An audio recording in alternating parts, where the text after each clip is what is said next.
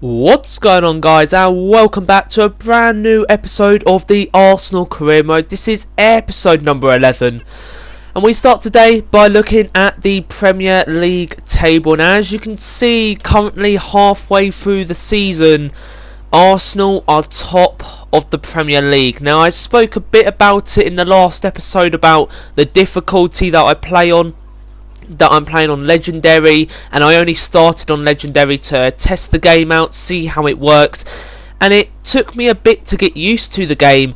But now that I'm firing all cylinders and scoring goals and winning games, and I mean, I'm not just winning games, I'm winning them by 4, 5, 6 or 7, and I've got to say, in January, when the January transfer window ends, or when it begins, should I turn the difficulty up?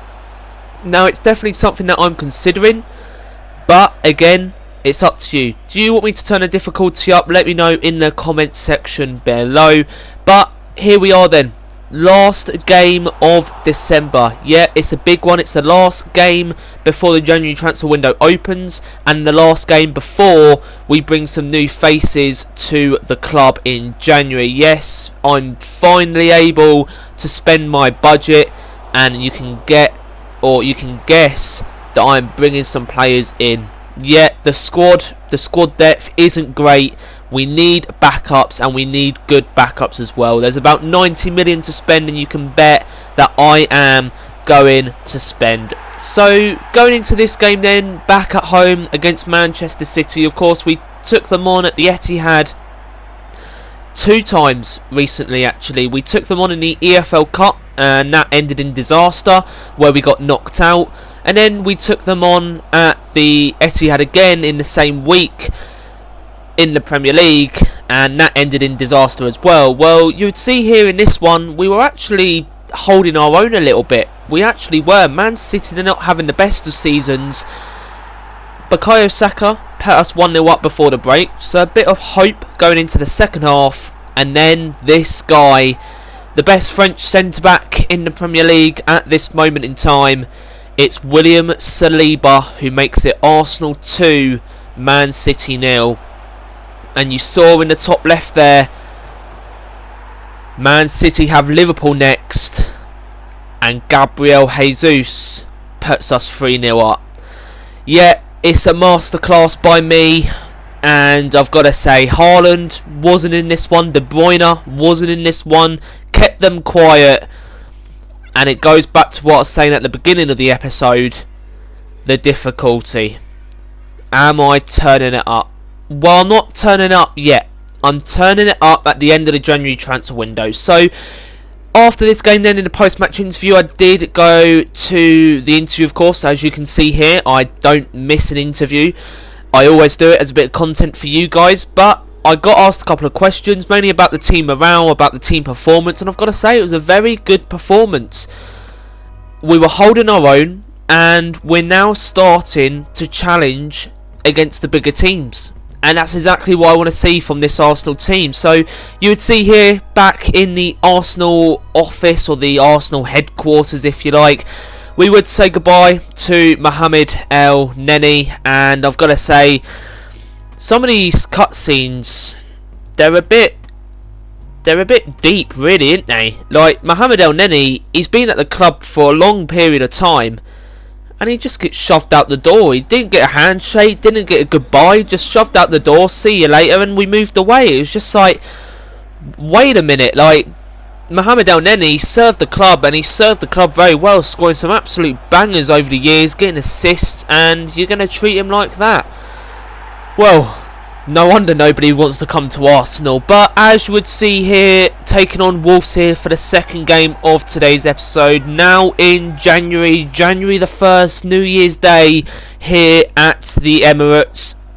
It's a new year, it's a new dawn, and it's a new life for Arsenal in this new year. Yet we've hit 2023. As you would see, Martin Odegaard here with an acrobatic effort puts us 2-0 up after Gabriel Martinelli put us 1-0 up. And again, it goes back to the difficulty. Is it too easy for me with this Arsenal team? I'm not going to rise to it. So, going into the latter stages of the first half, just after the 20-minute mark, you would see here that Gabriel Jesus goes ahead, gets our third. And I've got to say, this team, yes, it's firing on all cylinders, but is it unrealistic for Arsenal to win the league in the first season? Well, I'm not sort of joking here, but it's not unrealistic. Now, if you look at Arsenal in real life, you would see that they're top of the league at the minute. They're 4 points clear after Man City dropped points to Liverpool at the weekend. And I've got to say, it's looking up for Arsenal this season. Yet 4 points clear at the top. We're doing well. And in the game, yes, we're level on points with teams like Chelsea, but we're still sitting top of the league. So, am I replicating what Arteta has done in real life? Well, certainly. It's a new season. It's a new dawn. It's a new lease of life in 2023 for this Arsenal team. And it's about time we push on for major success. So, going into the second half then, you would see Thomas Partey near the latter stages of the second half having an effort. Might as well go for it as he had space, but that was flashed wide of the post. And you would see that there was only one goal to sort of scream about in the second half. Wolves trying to get back into the game but couldn't, and it ends Arsenal 4, Wolverhampton Wanderers 0. And I've got to say, another win, and we still are at the top of the table. Well, going into the post-match interview, I was thinking, right, well, what are we going to do about this? We've got to do something. We've got January coming up. We're winning games. We're top of the table. Am I changing the difficulty? Am I doing this? Am I doing that? Well, you would see I went back into the menus. I had my scout report for the youth academy. No one really being picked up here. And it was time to go into the transfer hub.